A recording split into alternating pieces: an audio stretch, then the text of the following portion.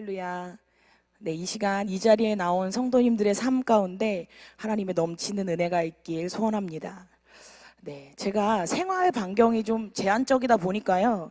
말씀을 준비하다 보면 예화의 거의 99% 이상이 육아에 관련된 게 참 많아요. 그리고 또 다른 부목사님, 박지민 목사님께서는 군대 이야기를 참 많이 하시잖아요. 네, 그래도 은혜인 것은 여기 계신 성도님들의 대부분이 육아를 해보셨거나 아니면 군대에 다녀오셨기 때문에 그래도 많이 공감하실 수 있을 거라고 생각을 합니다. 네. 그리고 아이를 키우다 보면은요, 하나님의 마음을 좀 알 때가 더 많은 것 같더라고요. 그 아이를 키우다 보려면은 여러 가지 선택을 하게 되는 그런 순간들이 옵니다. 제가 예전에 한번 이야기한 적이 있는데요. 첫째 아이 임신하고 나서 준비를 할 때 우리 아이는 소중하다며 제가 청기저귀를 미리 준비해놨던 이야기를 했었죠. 그러다 결국 한 번도 안 썼다. 그리고 그걸로 베개 해줬다. 이랬던 적이 있어요. 우리 아이에게 어떤 기저귀를 쓰게 할 것인가부터 시작을 해서요. 굉장히 많은 고민들을 합니다. 그리고 아이가 태어나면서 하게 되는 고민 중에 하나가 뭐냐면 신생아기 때 아이가 울면 바로 안아줘야 할까? 안아주지 말아야 할까? 이런 고민 해보신 적 있으신가요? 네, 엄마들은 해보셨을 거예요.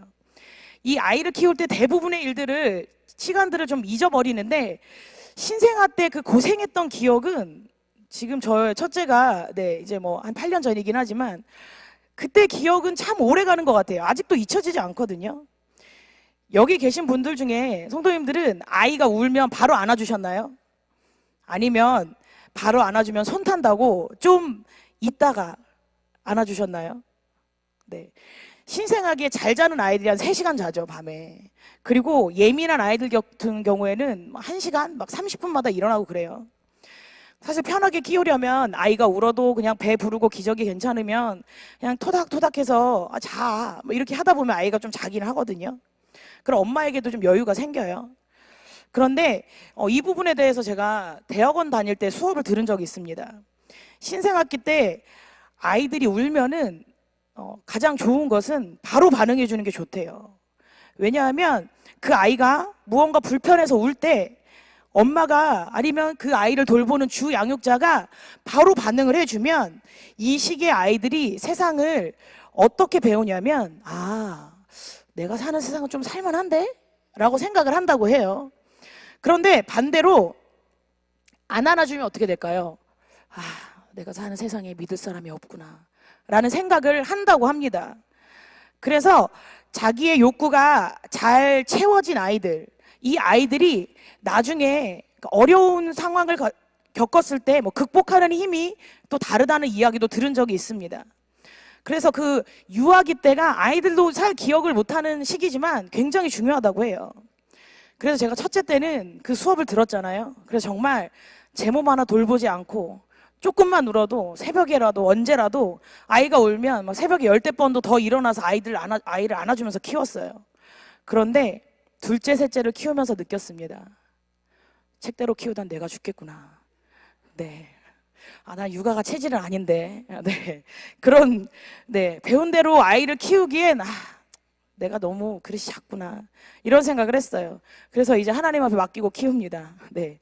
그리고 혹시 이 얘기를 들으시고요, 주변에 아이 키우는 분들이 있다고 애가 울면 바로 안아줘야 되라고 조언하지 마시기 바랍니다. 네. 그래도 아이를 제일 사랑하는 건 그 아이를 키우는 그 엄마예요, 아빠예요. 그러니 가장 좋은 건 그분들을 믿고 기도해 주는 게 그 아이들에게 더 좋은 영향력이 가거든요. 근데 이 이야기의 본질은 뭐냐면요, 신생아 때 그리고 아이가 어릴 때 경험한 세상이 그 아이들이 세상을 어떻게 바라보느냐를 결정하게 된다는 것입니다. 또 그때 배웠던 것들이 아이들이 뭘 알겠어 라고 생각을 하지만 일생의 습관으로 남게 돼요.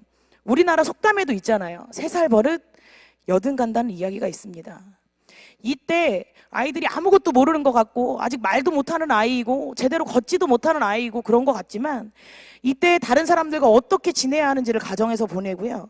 어떻게 사과해야 되는지, 밥은 어떻게 먹어야 하는지, 어떤 말을 써야 하고 어떤 행동을 해야 하는지 그 모든 것이 어릴 때 가정에서 그 아이들의 주 양육자가 어떻게 생활하느냐 이걸 보고 결정이 된다고 이야기합니다. 오늘 읽은 본문의 이스라엘은 어떤 시기인가요? 430년간 애굽에서 노예 생활을 하다가 출애굽 후에 홍해를 막 건넜습니다. 그리고 이들이 하나님 나라의 백성으로 시작하는 이 신생아와 같은 이 시기를 지나고 있는 것입니다. 그런 그들을 하나님이 광야에서 먹이시고 입히시고 하나님 나라의 백성으로 살기 위한 모든 것을 가르치고 키우고 있습니다. 사람이 신생아기가 그리고 유년기가 중요한 것처럼 이스라엘 백성들은 이때 만난 하나님을 통해서 자신들을 구원한 하나님이 어떤 분이신지를 그 알아가는 과정을 겪어내고 있는 것을 우리는 볼 수 있습니다. 오늘 본문 말씀은요, 이스라엘 백성들이 홍해의 기적을 직접 체험하고 3일밖에 안 지난 시간이에요. 그런데 이들이 그동안 물을 먹지 못했어요. 그러다가 마라에 도착을 했는데 물이 있는 거예요. 얼마나 반가웠을까요? 그런데 이 물을 먹었는데 어땠나요? 먹을 수 없을 정도로 썼어요. 이런 상황에서 이스라엘 백성들의 입에서 원망이 터져 나옵니다. 그들은 모세를 향해 원망하기 시작했고, 그런 백성들의 원망을 들은 모세가 기도하자 하나님께서 모세에게 나무 하나 가르치죠. 그리고 그것을 물에 던지라고 말씀하십니다. 모세가 그 나무의 물을 물에 던지자 그 물을 먹을 수 있게 된 사건입니다. 홍해의 기적을 체험하고 그리고 마실 물이 없다고 모세를 원망하는 이스라엘 백성들에게 하나님이 오늘 어떤 모습을 보이셨나요? 이제 막 하나님의 백성으로 다시 태어난 이스라엘 백성들을 하나님께서 사랑으로 양육하십니다. 아이들이 태어나면 여러 단계를 거치거든요. 그런데 아이들이 처음에 태어나면요, 보이지 않는 건 없다라고 생각을 해요. 그래서 그 시기에 눈앞에 엄마가 없으면 어떻게 되나요? 애들이 막 불안한 마음에 엄마를 찾아요. 그런 시기 있으시죠? 이때 제일 힘들 때가 언젠지 아세요? 혼자서 아이 보고 있는데 화장실 가고 싶을 때입니다. 네. 근데 작은 볼일이야. 뭐 사실 애기 잠깐 울려도 얼른 갔다 오면 되는데요. 배가 아프게 되면 정말 큰일 납니다. 이때쯤 아이들이요, 이제 걷기도 시작을 하거든요. 그러니까 혼자 화장실 들어가 있으면 어떻게 하나요? 네, 밖에서 막 문 두드리고 난리가 나잖아요. 울고 불고 막 난리가 나잖아요. 그래서 엄마들이 이때 굴욕적인 상황을 참 많이 겪게 돼요. 바로 화장실을 가리고 나서 누구와도 이 상황을 공유하지 않았었는데 어쩔 수 없이 이 순간 오픈하게 되는 거예요. 아이가 너무 우니까 어쩔 수 없이 같이 들어가서 볼일을 보거나 아니면 주기 위한 놀이가 뭐냐면 바로 깍꿍놀이예요. 그래서 그때 아이들 깍꿍을 하면 그렇게 좋아하거든요. 지금 뭐 저희 딸한테 제가 깍꿍 하면 저희 아이가 뭐라고 할까요? 뭐야 이러고 말걸요? 그런데 어릴 때 엄마가 엄마가 없어졌네? 근데 갑자기 짠 나타나고 엄마가 없어졌네? 근데 갑자기 짠 나타나고 너무 좋아하는 거예요. 이 놀이를 통해서 엄마가 가려져 있어도 없어도 함께 있다라는 믿음을 심어주는 그 시간들이거든요. 이렇게 보이지 않으면 없다고 믿던 시기, 이스라엘 백성들은 하나님의 은혜로 홍해를 건넜습니다. 그리고 그들의 믿음 수준이 그런데 어느 정도였냐면 하나님이 늘 구름 기둥과 불 기둥으로 인도하기 시작을 했어요. 그리고 10가지 재앙을 보이셨습니다. 이스라엘 백성들은 하나님을 보고 믿는 믿음이었어요. 그런 이스라엘 백성들의 믿음을 성장시키기 위해 하나님께서 준비하신 사건, 그것이 바로 오늘 마라 쓴물의 사건입니다. 이 사건을 시작으로 하나님께서 이스라엘 백성들의 주 양육자인 보호자인 하나님이 어떤 분이신지, 또한 그들을 얼마나 사랑하시는지, 그 하나님을 어떻게 믿어야 하는지 이것을 알게 하시면서 이스라엘 백성들의 믿음을 성장시키는 그 작업에 돌입하신 거예요. 25절에 이렇게 이야기합니다. 그들을 시험하실세. 이때의 시험은 테스트의 의미를 갖고 있어요. 우리가 가끔 시험 들었단 말을 잘 하잖아요. 그런데 이 시험이라는 단어를 우리는 잘 분별해야 합니다. 성경에 나오는 시험에는 두 가지 종류가 있어요. 첫 번째로는 파괴적인 시험이 있고 두 번째로는 건설적인 시험이 있습니다. 야고보서 1장 13절에 사람이 시험을 받을 때에는 내가 하나님께 시험을 받는다 하지 말지니 하나님은 악에게 시험을 받지도 아니하시고 친히 아무도 시험하지 아니하시느니라 라고 이야기하고 있습니다. 그런데 오늘 본문에서 하나님이 이스라엘 백성을 시험하셨다고 이야기하고 있어요. 이게 어떻게 된 걸까요? 야고보서에 나오는 시험은 유혹에 가깝습니다. 성경에 나오는 시험에 두 가지의 종류가 있다고 했잖아요. 그런데 야고보서 1장에 나오는 시험은 파괴적인 시험을 의미해요. 이 시험의 목적이 뭐냐면 우리를 유혹하는 거예요. 근데 이게 우리를 유혹해서 어떻게 하게 만들까요? 우리를 망하게 만드는 거예요. 그렇다면 이 시험은 어디로부터 올까요? 하나님부터 오는 시험이 아닙니다. 바로 사단으로부터 오는 시험을 의미합니다. 우리가 잘 아는 하와가 뱀에게 유혹을 당했던 사건, 이런 것들을 의미해요. 또 어떤 게 있을까요?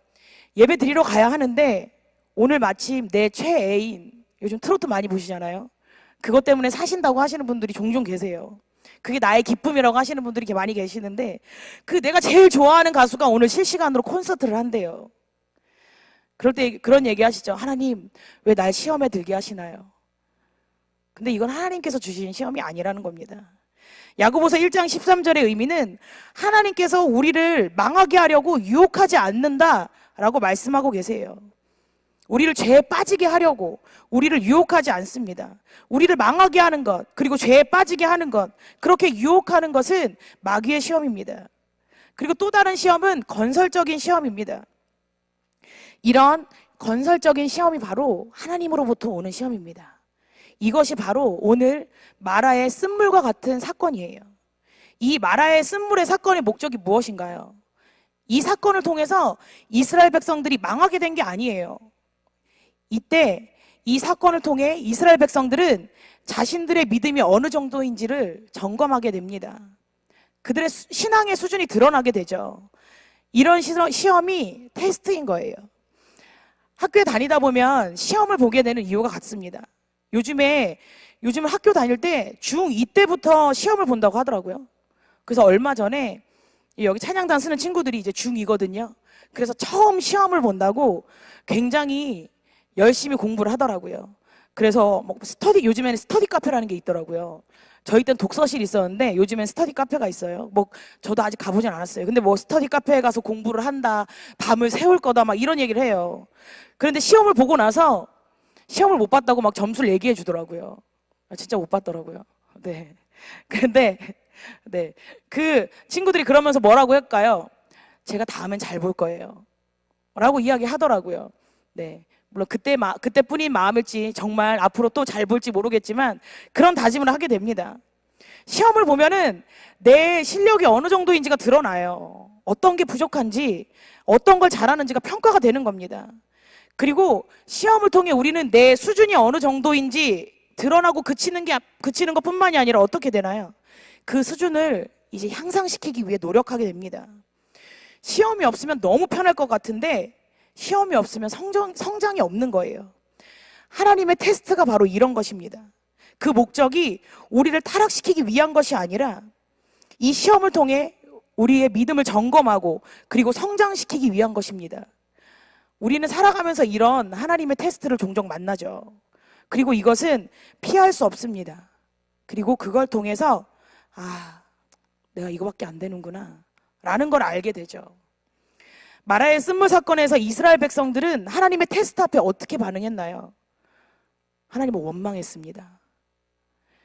하나님의 시험에 통과하지 못한 거예요. 그동안 자신들을 지켜주셨던 하나님, 애굽에서 꺼내주시고 홍해를 가르게 하시고 그런 하나님을 마실 물이 없어서 원망하고 말았습니다. 그런데요, 이렇게 이스라엘 백성들이 실패했을 때 하나님의 반응이 은혜입니다. 하나님은 이스라엘 백성들을 벌하지도 않고 책망하지도 않으셨습니다. 하나님은 이때 이스라엘 백성들에게 하나님이 어떤 분인지에 대해서 알려주셨어요. 하나님께서 이스라엘 백성들을 이스라엘 백성들에게 자신을 어떤 분으로 말씀하셨습니까? 26절에 나오고 있습니다.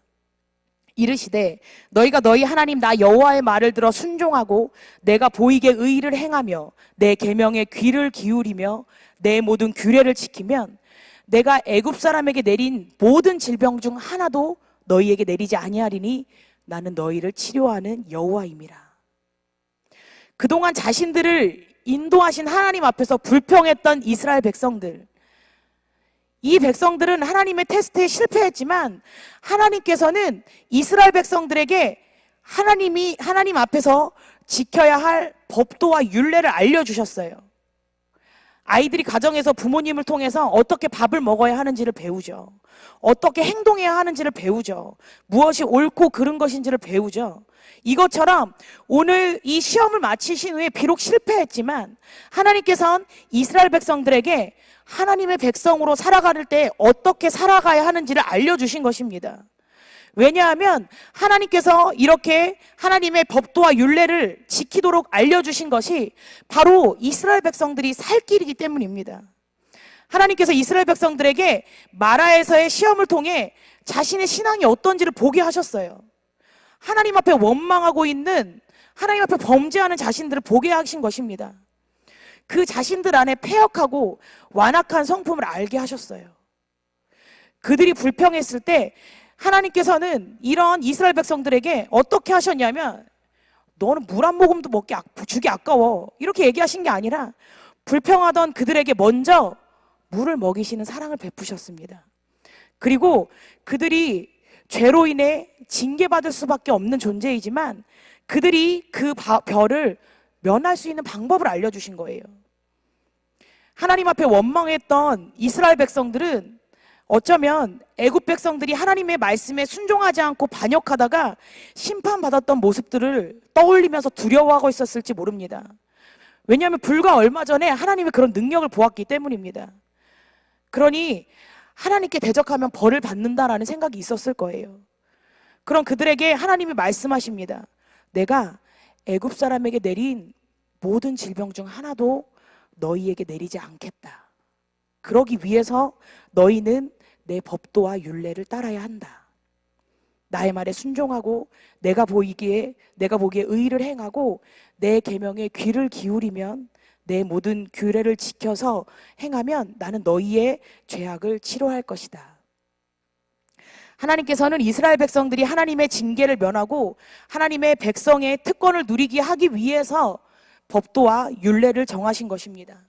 또한 이들이 범죄하여 징계를 받을지라도 다시 돌이켜 하나님의 법도와 율례 가운데 거하게 되면 다시 하나님의 백성으로 회복할 수 있게 하셨습니다.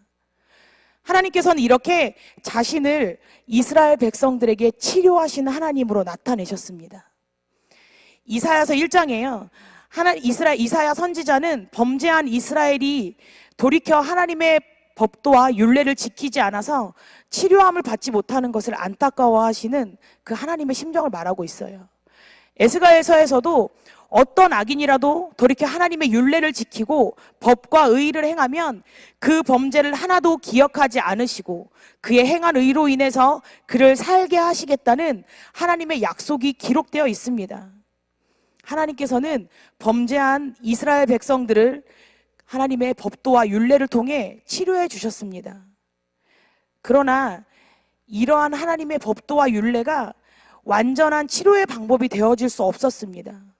그렇기 때문에 하나님은 어떻게 하셨나요? 죄인된 우리를 온전히 치유해 주시기 위해 진정한 치유자이신 예수 그리스도를 이 땅에 보내주셔서 죄와 죽음에서 우리를 구원해 주신 것입니다. 예수 그리스도로 인해 우리는 새로운 피조물이 되었고 하나님의 자녀가 되고 천국의 시민이 되어서 우리를 치료해 주신 것, 이 사실을 우리 믿으시기 바랍니다. 오늘 마라 사건을 통해 하나님께서는 이스라엘 백성들에게 치료하시는 하나님으로 드러나셨습니다. 그들에게 죄에서 회복할 수 있는 기회를 주신 것입니다. 이처럼 이스라엘 백성들은 마라의 시험에서 실패했지만요, 하나님께서는 그들을 실패의 자리에 그냥 두지 않으시고 이 시험을 통해 배우게 하시고 그들을 일으켜 세우셨으며 성숙시키셨던 것을 볼 수 있습니다. 우리도 하나님을 믿는다고 이야기하면서 죄로 인해 수없이 넘어질 때가 있습니다. 또 하나님이 주시는 시험에 통과하지 못하고 낭망할 때도 있습니다.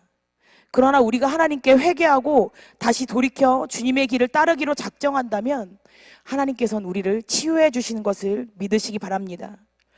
하나님만 붙들고 우리의 연약함을 고백하고 나갈 때 하나님께서는 우리를 도우시고 우리의 믿음을 성장시키시며 치유해 주십니다. 주님이 주신 힘으로 하나님의 시험을 승리하는 우리가 되길 소원합니다.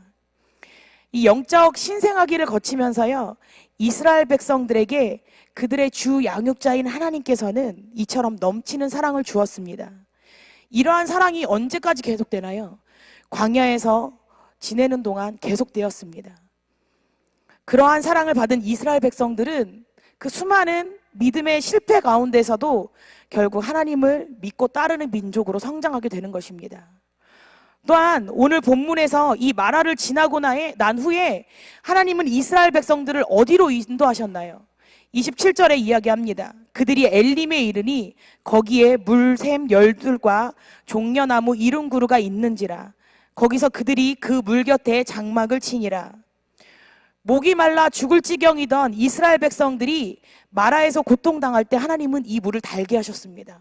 그리고 조금 더 가서 엘림에 도착했을 때는 어떤가요?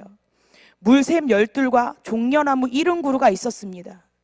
이 엘림이요, 마라에서 10km만 더 가면 있는 곳이었어요. 우리가 시험을 당할 때 시험을 잘 통과하고 나면 얼마 가지 않아 이런 엘림을 하나님께서 준비하신 것을 기억하시기 바랍니다. 그런데 우리는 시험 속에서 이 하나님의 은혜를, 하나님이 예비하신 엘림을 바라보지 못하고 어떻게 하나요? 이스라엘 백성들처럼 불평하거나 포기하거나 하나님을 원망할 때가 있습니다.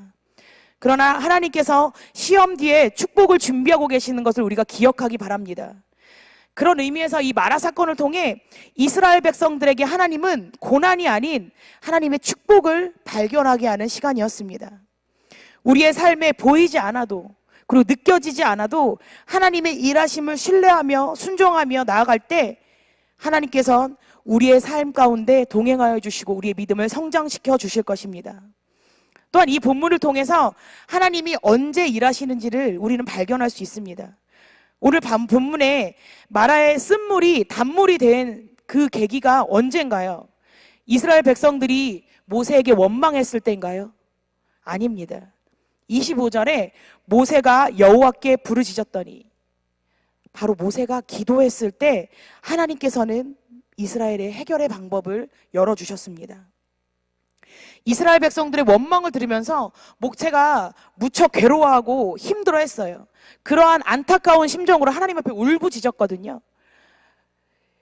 이스라엘 백성들이 홍해가 갈라져서 그 바다에서 구원을 받았는데 그런 하나님의 능력을 체험하고도 하나님을 신뢰하지 못하고, 그리고 하나님의 종인 자신을 원망하는 모습을 보이자 모세가 애절하게 부르짖습니다.